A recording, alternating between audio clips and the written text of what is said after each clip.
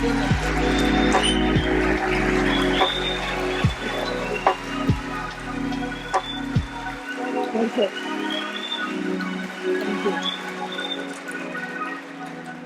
Good evening.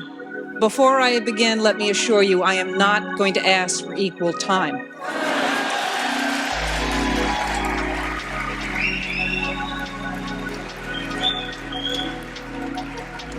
I'm Christy Whitman, Governor of New Jersey, and I am addressing you tonight from the historic Legislative Chamber in Trenton, one of the oldest in the nation. Speaking to you this evening is a tremendous honor for all of us here in New Jersey. It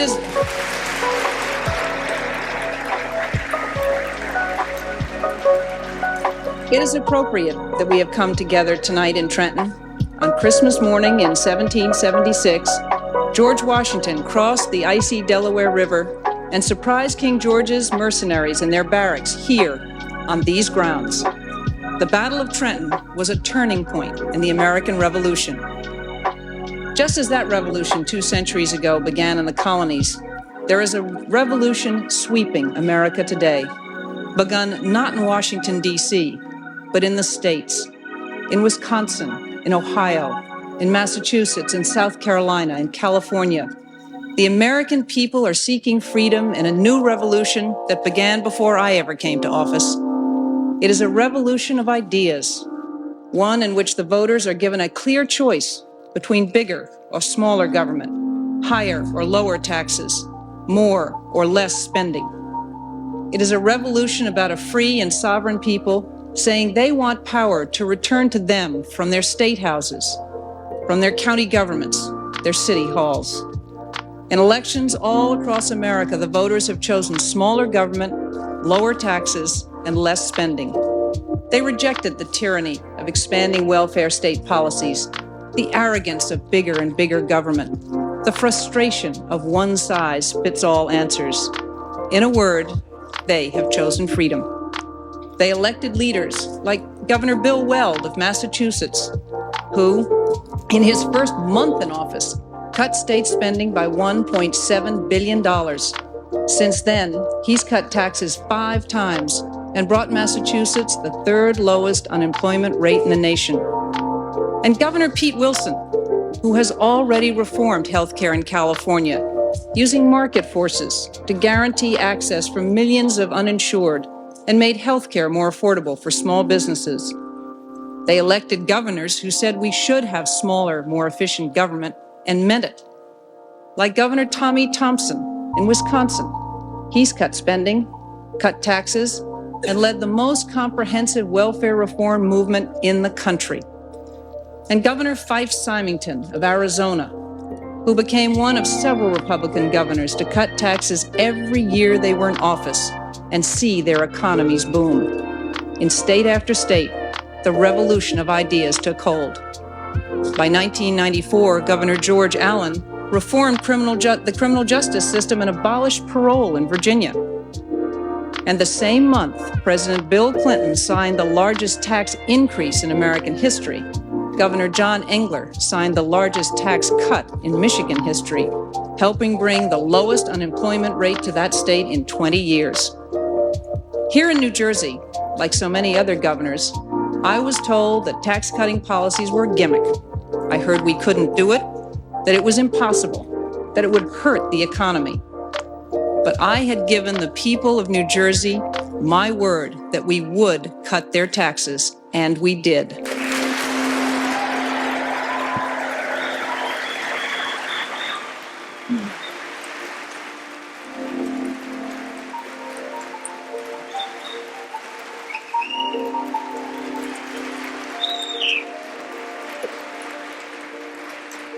In the first year, with the help of the New Jersey legislature, we cut business taxes.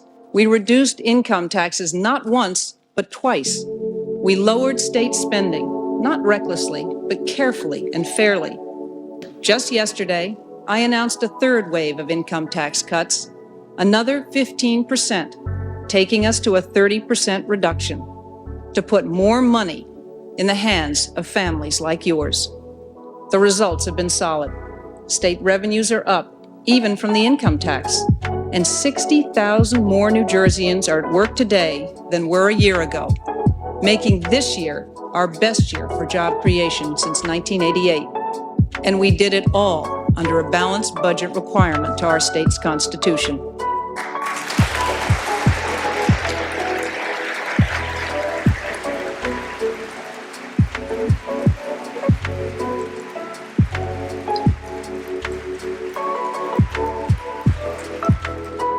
In November, the revolution came to Washington. Now people want less government, lower taxes, and less spending from their federal government. People want results.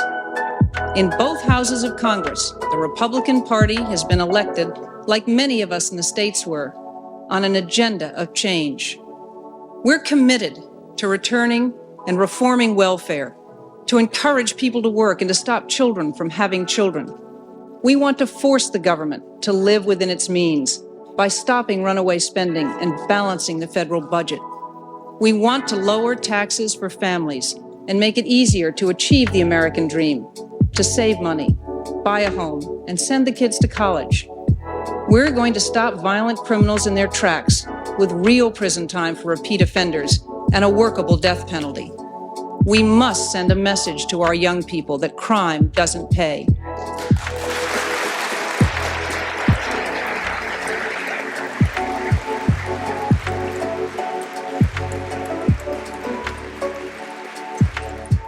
And we're going to slash those unnecessary regulations that strangle small business in America to make it easier to create more jobs and pay better wages and become more competitive in the global marketplace.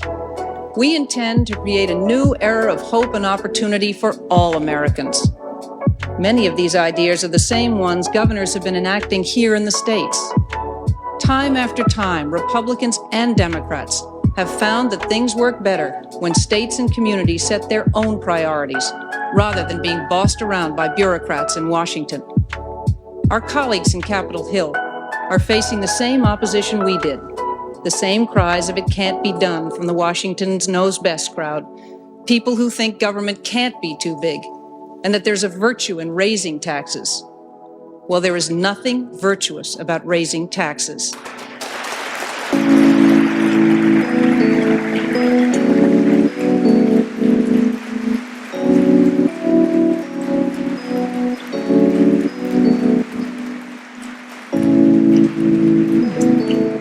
There is nothing heroic about preserving a welfare system that entraps people. And there's nothing high-minded about wasting other people's money on big government spending sprees.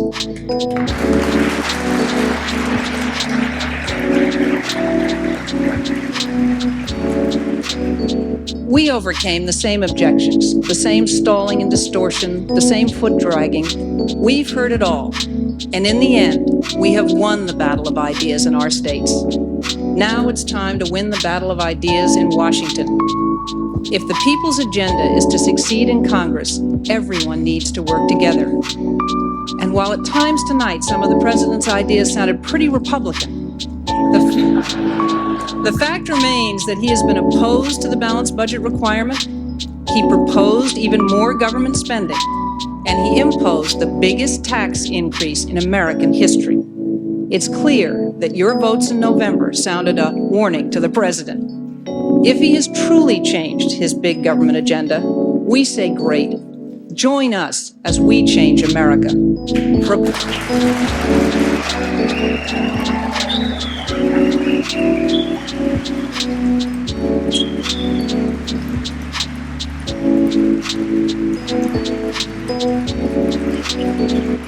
Republicans welcome your ideas for making government not bigger, but smaller. As we have moved forward, and as we move forward in the next 2 years, the President and Congress should be reminded the success is not measured in the number of laws passed, but in the results. Is government serving the people better? Are neighborhoods safer? Are families stronger? Are children learning more? Are we better prepared to meet the future? Do we have more freedom? The election in November was a beginning, not an end. And we are committed to fulfilling the verdict of the voters and enacting our agenda of hope for the families of America. Change is hard, but we are going to work hard. We will keep faith with America. We will keep our word. We will do what you elected us to do. We will give you results. On Election Day, you gave us your trust. We accept your mandate. President Clinton, you must accept it as well. Put the principles of smaller, more effective government into action, reduce spending, and cut taxes. 2 weeks ago, in my State of the State address to the people of New Jersey, I made them a pledge, which in closing, I would now like to make to the American people on behalf of the Republican Party. By the time President Clinton makes his next State of the Union address, we will have lower taxes.